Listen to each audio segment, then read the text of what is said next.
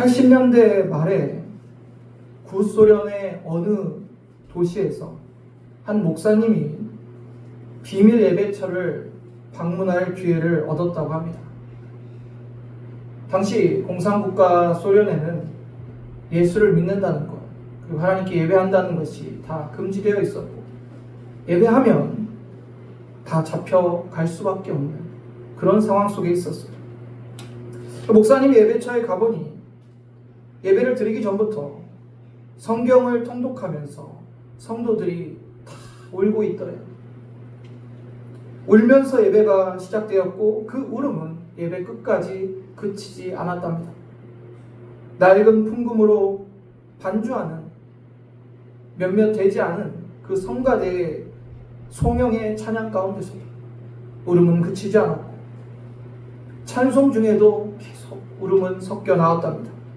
설교를 들을 때도, 성찬을 나눌 때도 마찬가지였다고 합니다. 예배를 마친 후에 목사님이 성도님들에게 왜 이렇게 울면서 예배를 드리십니까? 그 이유를 물어봤대요. 성도님들이 어떻게 대답했을 것 같아요?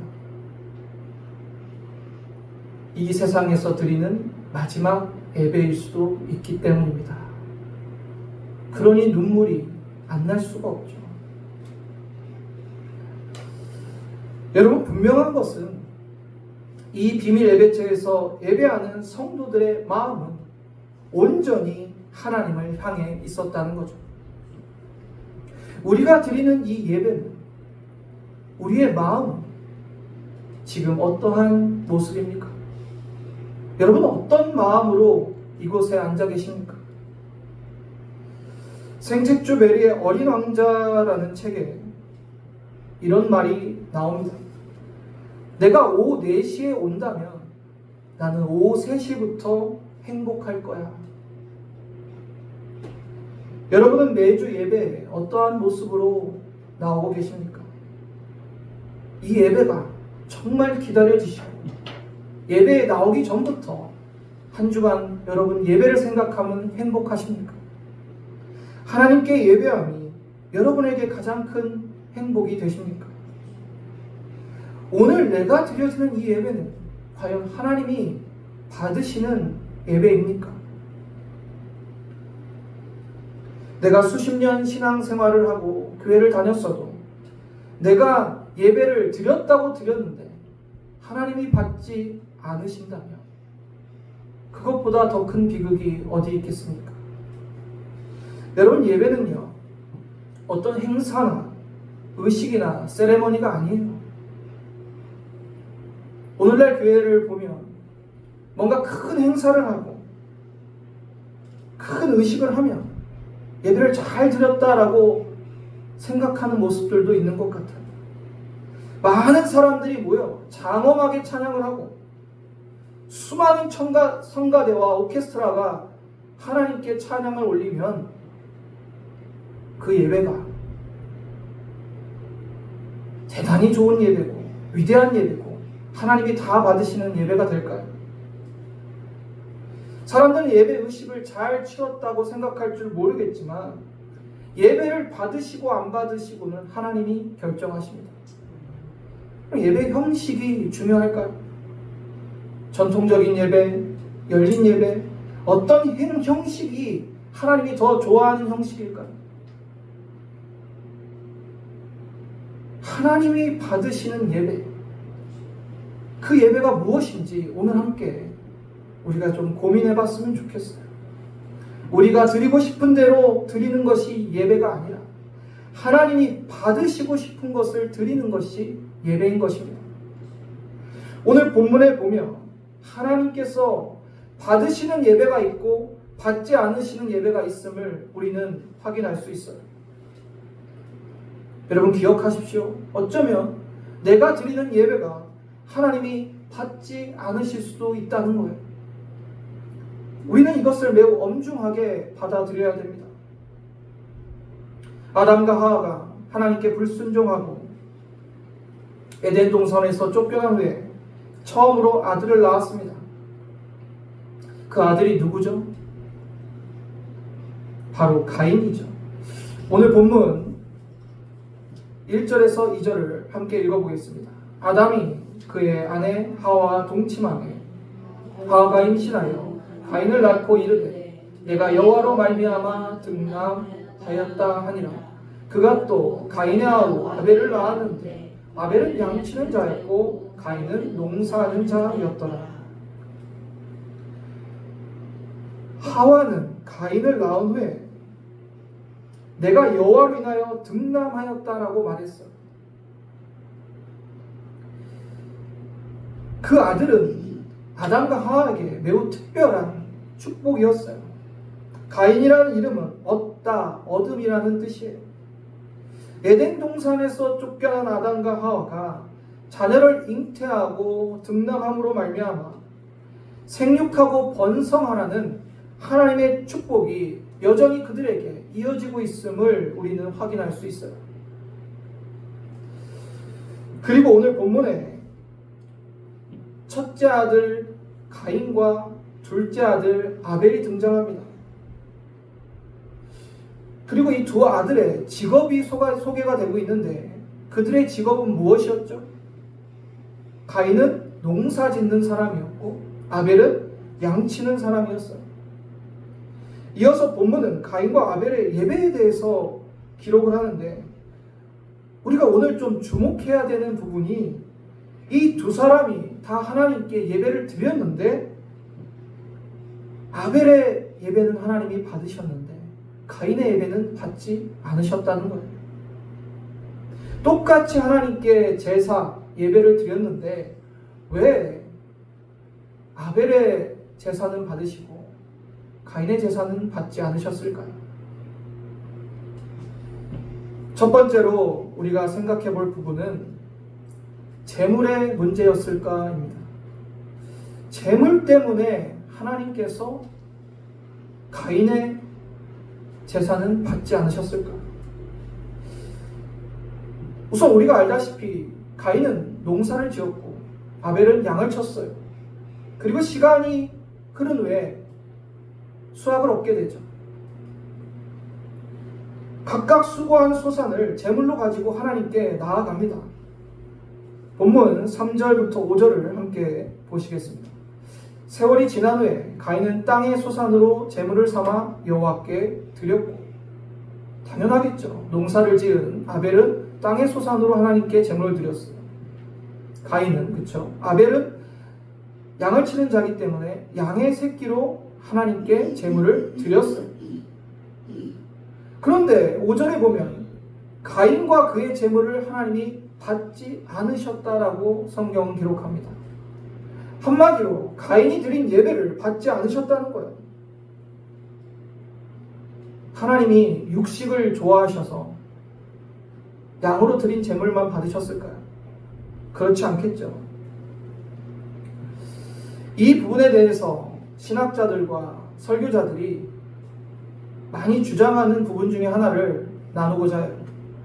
어떤 주장이냐면, 먼저 살펴볼 것은 가인의 제물을 받지 않는 것은 피 없는 제사였기 때문이라는 주장이에요. 성경은 예수 그리스도의 피 흘림이 대속의 중심이에요. 그러다 보니 성경을 읽고 해석할 때 우리가 지나치게 피 흘림에만 집중하다 보면 어떤 본문이 잘못 왜곡되거나 오해하는 일도 발생할 수 있습니다. 많은 신학자와 설교자들이 이 피 흘림 없는 제사 때문에 하나님이 가인의 제물을 받지 않았다는 해석을 지지하는 경우가 있어요. 물론 구약과 신약을 관통하는 그리스도의 피와 그 대속의 의미를 결코 간과해서는 안 됩니다. 그러나 성경 본문을 모두 다 그렇게 해석할 수는 없어요. 아벨은 양의 첫 새끼를 잡아 드렸으니 당연히 피 흘림이 있었겠죠. 반면에 가인은 곡식을 드렸으니 피 흘림이 있을 수 없겠죠. 그래서 하나님이 받지 않으셨을까요? 그런데 우리가 먼저 이 제사가 어떤 종류의 제사였는지를 분명히 알아야 돼요. 가인과 아벨이 드렸던 제사는 추수감사의 성격의 감사제였어요. 감사제. 가인과 아벨은 자기들이 수확을 얻은 날 하나님께 감사의 제단을 쌓고 제사를 드린 거예요. 당연히 아벨은 양치는 자였기 때문에 양을 드렸고, 가인은 농사 짓는 자였기 때문에 농산물을 드렸어요. 그것이 문제가 될까요? 율법이 선포되고 제사법이 확정된 이후에 하나님께 드리는 제사는 꼭 짐승의 제물로만 드렸던 건 아니에요. 소제는 곡식으로 드렸고 속죄를 위해서는 짐승을 잡아야겠죠. 하지만 감사제의 성격의 제사는 곡물로도 드릴 수 있어요. 그래서 그것이 문제가 되지는 않습니다. 하나님이 가인의 제사를 받지 않으셨다는 것은 분명히 제물의 문제는 아니었다는 것을 우리는 알 수 있습니다. 그렇다면 무엇이 문제였을까요? 두 번째, 제물이 아니었다면 사람의 문제였을까? 이제 제물이 아닌 것이 확인됐기 때문에 사람의 문제일 가능성이 커졌죠. 오늘 본문에 그 힌트가 담겨 있습니다. 우선 본문 4절을 보시면 아벨은 자기의 양의 첫 새끼와 그 기름으로 드렸더니 라고 성경은 기록해요. 4절에 첫 새끼의 단어에 집중해 보면 아벨이 가인이 드린 제물과 분명한 제물에 드리는 그 마음이, 그 모습이 달랐다는 것을 알 수 있어요.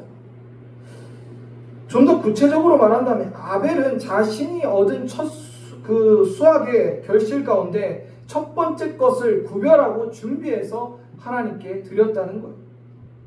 그런데 가인은 그렇지 않았다는 거죠. 여기서의 차이는 동물이냐 곡식이냐의 차이가 아니라 첫 소처를 구별하는 그 마음, 그 차이에 있어요. 다시 말해서 믿음의 차이를 반영하고 있는 거죠. 아벨은 양치는 자로서 처음 얻은 그 결실에 양의 첫 새끼를 구별하여 하나님께 드렸지만 가인은 그런 구별함 없이 소출을 드렸음을 우리는 알 수 있습니다.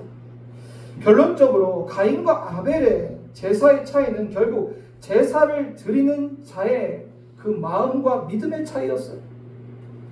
이와 같은 결론을 히브리서 저자는 이렇게 확증합니다. 히브리서 11장 4절을 보면 믿음으로 아벨은 가인보다 더 나은 제사를 하나님께 드림으로 의로운 자라 하는 증거를 얻었으니 하나님이 그 예물에 대하여 증언하심이라. 그가 죽었으나 그 믿음으로써 지금도 말하느니라. 히브리서 11장 4절에 뭐라 말씀하세요? 믿음으로 아벨이 가인보다 더 나은 제사를 하나님께 드렸다라고 말씀하고 있잖아요. 결국 그 차이는 믿음에 있었어요. 오늘날 여기 모인 우리는 모두 똑같은 예배를 드리는 것 같아도 여러분 각자의 믿음에 따라, 여러분 마음의 중심에 따라 하나님께서 그 예배를 받으실지 받지 않으실지 결정하신다는 거예요. 다시 말씀드리지만 제물은 하나님이 받으시는 예배의 기준이 아닙니다.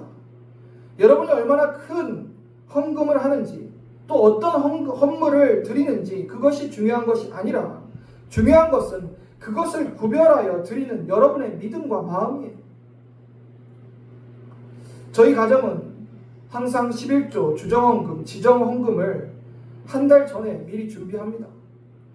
이것은 하나님께 드릴 예물을 먼저 구별해 놓고 준비해 놓는 거예요. 여러분 내가 쓸 것 다 쓰고 내가 드릴 것 내가 드리려고 하면 항상 돈이 부족해요. 심지어 없을 때도 있어요. 그러니까 미리 하나님께 드릴 것은 구별하여 준비하는 거예요. 그것에는 손도 대지 않습니다. 하나님께 드릴 예물이니까 구별하는 거예요.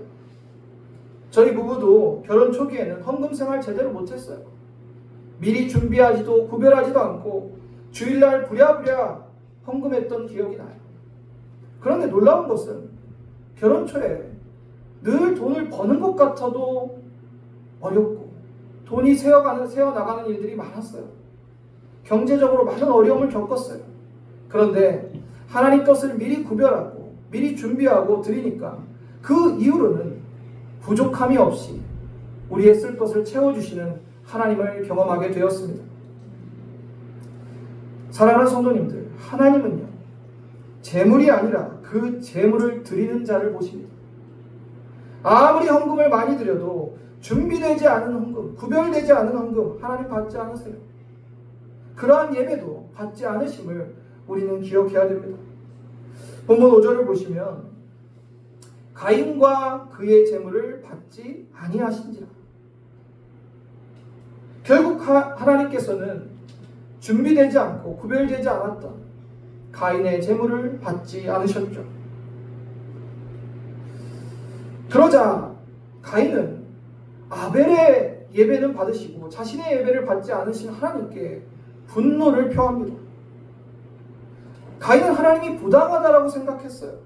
그러나 그 예배가 하나님이 받지 않으신 이유가 자신에게 있음을 회개치는 않았어요.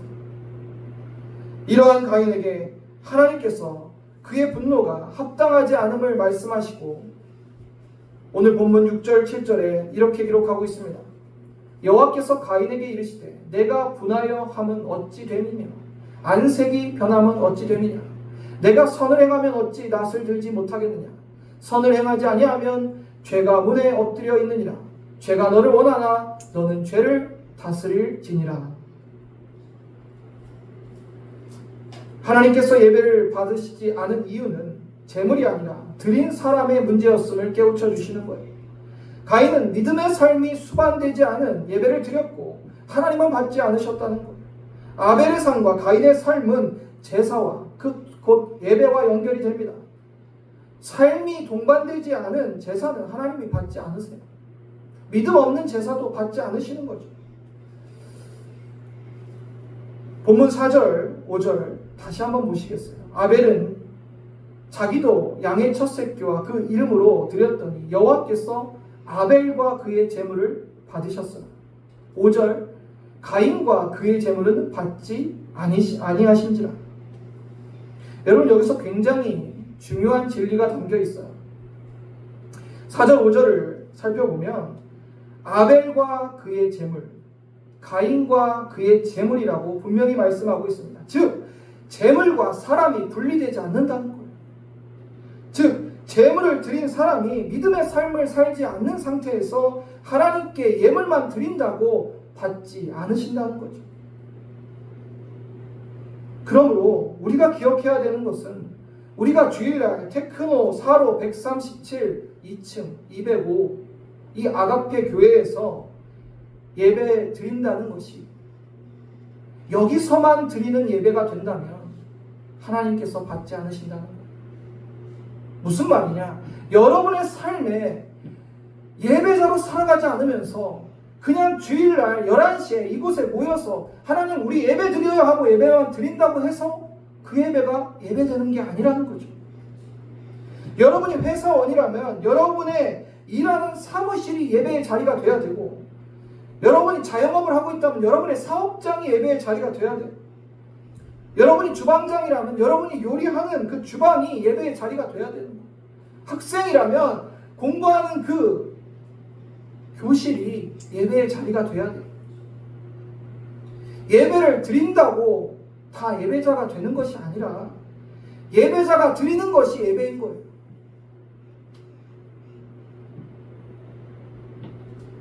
사랑하는 성도님들, 여러분의 삶에 믿음의 모습으로 하나님이 찾으시는 예배자로 살아가고 계십니까?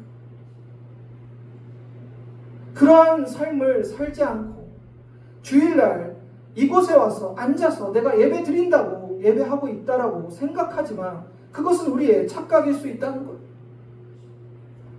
믿음이 수반되지 않는 삶의 예배자의 모습이 없는 그러한 모습으로 하나님께 나왔다면 그 예배를 과연 하나님이 받으시겠습니까?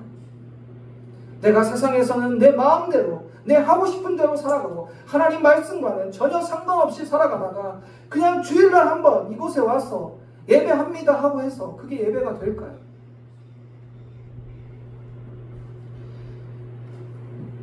하나님의 말씀을 따라 선을 행하고 믿음의 삶을 살아야 예배자가 되고 그러한 예배자가 드리는 예배를 하나님이 받으시는 줄로 믿습니다.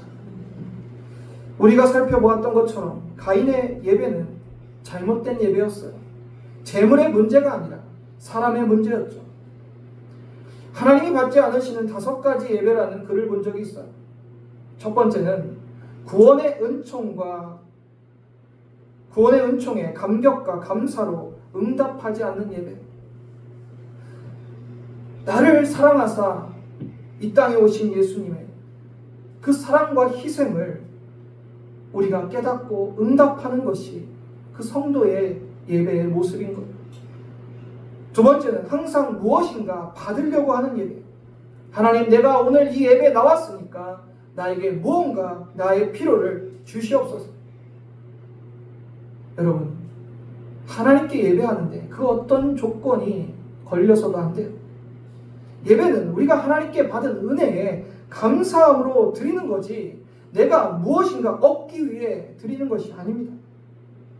세 번째, 잘못된 태도로 드리는 예배입니다. 예배의 동기가 잘못되면 그 태도도 잘못돼요. 어떠한 마음으로 우리가 예배를 드리는지 하나님은 다 알고 계세요. 그저 종교생활하기 위해 예배 드리고 있다면 그 동기 자체가 잘못된 거예요. 두 번째, 두 마음으로 드리는 예배입니다. 하나님 앞에 있으면서 내 마음은 천갈래 만갈래 세상 속에 있다면 그 예배가 참된 예배가 되겠습니까? 다섯 번째, 회개하지 않는 마음으로 드리는 것. 하나님은 거룩하신 분입니다. 내가 내 죄를 회개하지 않고 하나님 앞에 나왔다면 하나님이 어떻게 그 예배를 받으시겠습니까?